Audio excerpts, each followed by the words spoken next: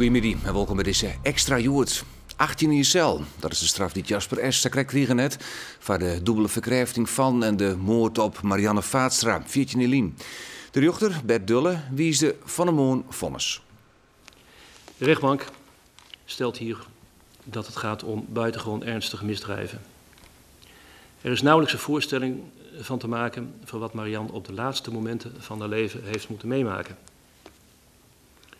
Allereerst was daar de schrik van een meisje dat toch al bang in het donker was toen zij op een stille weg van achteren werd aangevallen door iemand die uit de duisternis kwam opdoemen.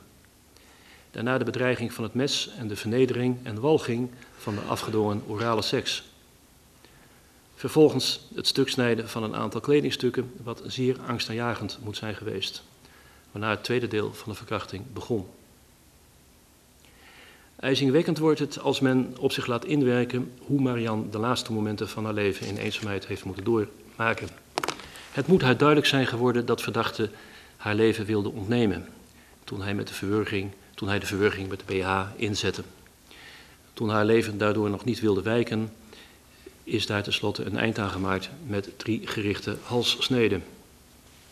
De rechtbank komt dan nu tot de uitspraak.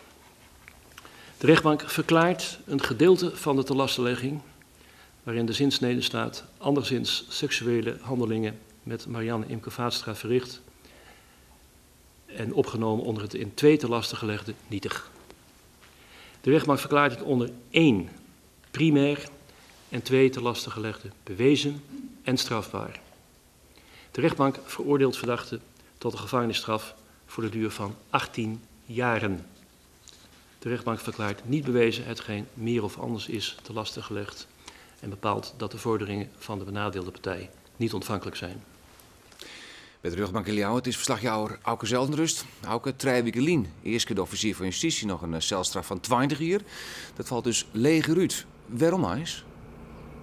Ja, de rechtbank houdt bij het vonnis altijd rekening met een heel soort omstandigheden. Zoals bijvoorbeeld jongen naar de persoon van de verdachte van Jasper S.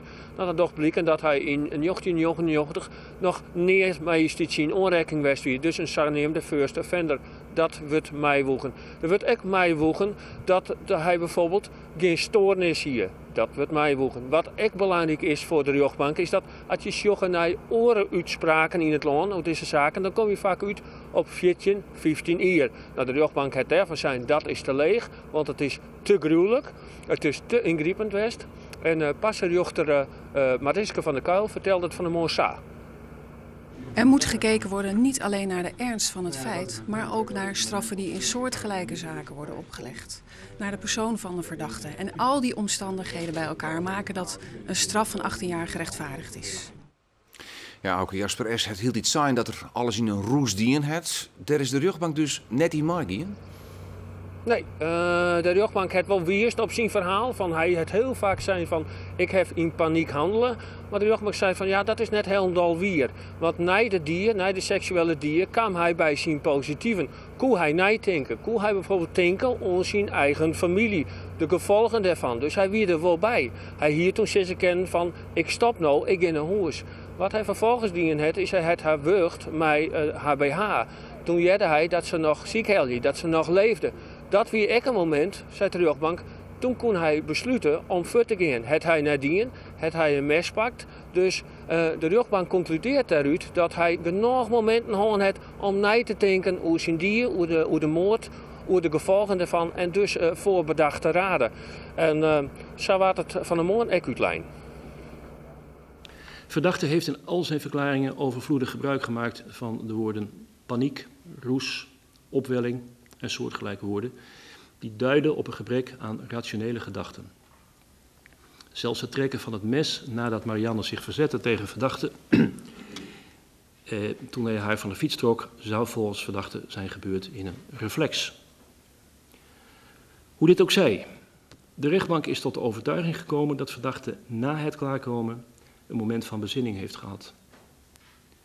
Immers gelet op zijn verklaringen over de veranderde gemoedstoestand na het klaarkomen, gelet op zijn besef van de nadelingen die de ontmaskering voor zijn gezin en familie zouden hebben, en voorts gelet op de weloverwogen serie handelingen die verdachte heeft verricht, welke handelingen de nodige tijd moeten hebben gevergd, heeft verdachte niet gehandeld in een ogenblikkelijke gemoedsopwelling, maar heeft hij zich wel degelijk beraden op het doden van Marianne.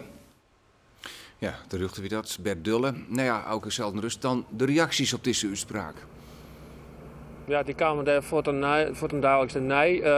Ja, de familie Vaatstra die zei van de morgen toen ik mij zo spruts van... Ja, eigenlijk hoop ik dan toch dat die 20 jaar eruit komt. Het maximale dat de eerste is. Dan komt er 18 jaar uit. Ja, ze zijn er wel tevreden mee. Maar ze kennen natuurlijk mijn gevoel naar hoe is van... Ja, Marianne komt net weer waarom. En ja, uiteindelijk hier, Bouke Vaatstra, dat zei 3 weken lien ik... De heegste straf wil levenslang, maar dat ken gewoon net. En wij vonden Vaatstra naar oren van het vonnis op.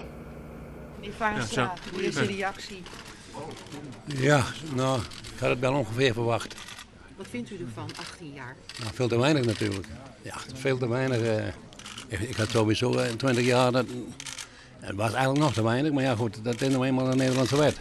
Wat vind je ervan dat hij er zelf net bij wie? Nou kijk, en daar kan je nou weer de rat aan. Hè?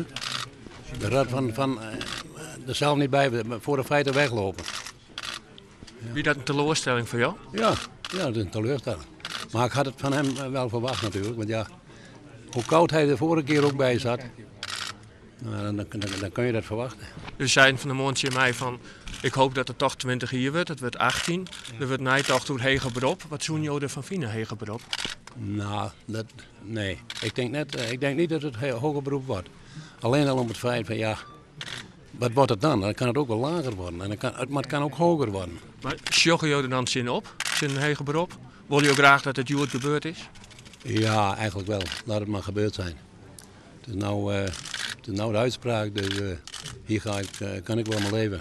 Kunt u dus ook op dit moment dan zeggen van ik heb nu rust, ik kan het gaan afsluiten? Nou, nee.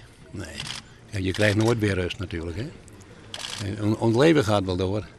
Maar Marianne, en zoals de rechter straks ook zei, op een afgrijswekkende manier om het leven te brengen. Kijk, dat leg je niet zomaar naast je neer natuurlijk. U zit ook nog met veel vragen. Wat doet u? Bent u wel blij dat het nu voorbij is dan? Ja, logisch. Dat zei ik net. En, dit is wel het einde. Tenminste, dat hoop ik. Maar u zit ook nog met heel veel vragen, hè? Wat hem betreft, hè, wel, ja, absoluut. Maar ja, daar blijf je ook mee zitten. Maar goed, dat kunnen we nog proberen in de komende tijd om een gesprek met hem. Hoe wil je dat dan doen? Nou, via de officiële instanties. En die zullen officieel dus een gesprek onvrede in de gevangenis in Zwolle? Ja. Heb je al contact gehad met een advocaat daarover? Nee. Maar ja, goed, het is nou zo druk geweest hè, met deze zaak en wat er nog komt. Ik bedoel, daar is er nog geen tijd voor. En wat is dan de eerste vraag die je hem stellen?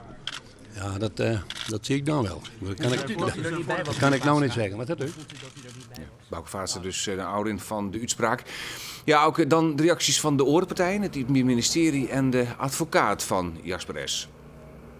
Ja, die partijen die tinken toch nog naar oer heger beroep. Beide partijen hebben wel, Jimmy zei van ja, zo'n heger beroep, dat wordt het maar en dat wordt het maar. En ik heb toch het gevoel dat zowel het ministerie als de advocaat een punt zetten wil. Aan de andere kant, ja, 18 jaar is wel een hege straf, zei Jan Vlug. En hij mat Jasper S. nog injochtje, dat zal hij van een beetje doen.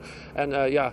Hoe het Openbaar Ministerie en Jan Vlug reageren, dat peilden wij van de morgen voortdaags naar de uitspraak. Nou, we zijn in ieder geval teleurgesteld dat de rechtbank moord bewezen heeft verklaard en geen gekwalificeerde doodslag zoals wij hebben bepleit. En de straf is wat hoger dan wij hadden bepleit. Maar ja, goed, de echte juridische merites van de zaak moeten we toch nog bekijken. U hebt 3 weken geleden gezegd, eigenlijk vind ik maximaal 15 jaar, dat vind ik rechtvaardig. Ja, daar zit nogal wat tussen. Ja, daar zit nogal wat tussen, maar als je naar de voorwaardelijke vrijheidstelling kijkt, dan gaat er van dat verschil nog een jaar af. Dus 15 jaar zou zijn 10 jaar zitten, dit is 12 jaar zitten. We moeten dat goed bekijken en we zaten van het begin af aan erin, hebben we gehoopt dat een hoger beroep niet nodig zou zijn. Dus ja, daarom hebben we ook ingestoken op 15 jaar en niet lager. Maar wordt daarmee de kans op een hoger beroep groter? Nou, dat weet ik niet. Dat moet ik met Jasper natuurlijk overleggen, de vonnis bestuderen enzovoorts. Maar we zijn allemaal, iedereen heeft denk ik de insteek dat niemand zit op een hoger beroep te wachten. Nu is uw cliënt, Jasper S., die is er niet bij. Waarom niet? Vanwege persoonlijke omstandigheden. En wat zijn dan die omstandigheden? Daar laat ik het bij, persoonlijke omstandigheden. Hoe groot acht u de kans nu op hoger beroep? Dus u gaat uw cliënt nu inlichten. Wat zal zijn reactie zijn? Want u kent hem goed. Dat weet ik. Dat moet ik met hem bespreken. Ik kan niet zo zeer voor mijn beurt praten als ik dat zou zeggen. Het enige wat ik kan zeggen is dat ook het proces natuurlijk een zodanige belasting voor iemand is. Om dat nou nog een keer helemaal opnieuw te doen, dat is een beetje de afweging. Pieter van Rest, 18 jaar is de uitkwam. Is het ministerie tevreden ermee? Nou, we zijn uiteraard niet op voorhand ontevreden in ieder geval. Wij hadden 20 jaar geëist. Wat voor ons heel belangrijk is dat de rechtbank met ons van mening is dat er sprake is van moord. Dat er sprake is van voorbedachte raad. Het is ook hartstikke belangrijk om dat vast te stellen. Uiteindelijk kiest de rechtbank in alle afwegingen van alle factoren om 18 jaar op te leggen. Nou, wat we uiteraard gaan doen is dat vonnis goed bestuderen. Wat zijn precies de argumenten geweest van de rechtbank? En op basis daarvan gaan wij bepalen of wij wel of niet in hoger beroep gaan. Wat zou voor je dan nog de reden wijzen kennen om in hoger beroep te gaan? Nou, uiteindelijk hebben wij 20 jaar geëist en krijgen wij 18 jaar. Nou, daar zit een verschil tussen. Dat is niet spectaculair, maar het is wel iets om over na te denken van is dat het nou waard om de zaak toch nog eens aan een hoger rechter voor te leggen. Nou, en op onderdeeltjes, althans dat blijkt vandaag in de mondelinge motivering, is de rechtbank natuurlijk niet altijd met ons eens geweest. In de hoofdzaken wel, maar we moeten daar goed naar gaan kijken. Wat zijn precies de argumenten van de rechtbank? En op basis daarvan beslissen wij, gaan we wel of niet in hoger beroep. Ja, en Xavier, deze extra jood. Jasper S. uit dat woord is dus veroordeeld tot een celstraf van 18 jaar in de zaak Vaatstra. De rechter neemde de dubbele verkrijfting van en de moord op Marianne Vaatstra ijzingwekkend. En oordeelde dat Jasper tijdens zijn dieren volledig toerekeningsvatbaar was. Na ontwikkelingsreacties brengen we zo gauw mogelijk vanzelfs hier in Joert. Van nou, bedankt voor het zien.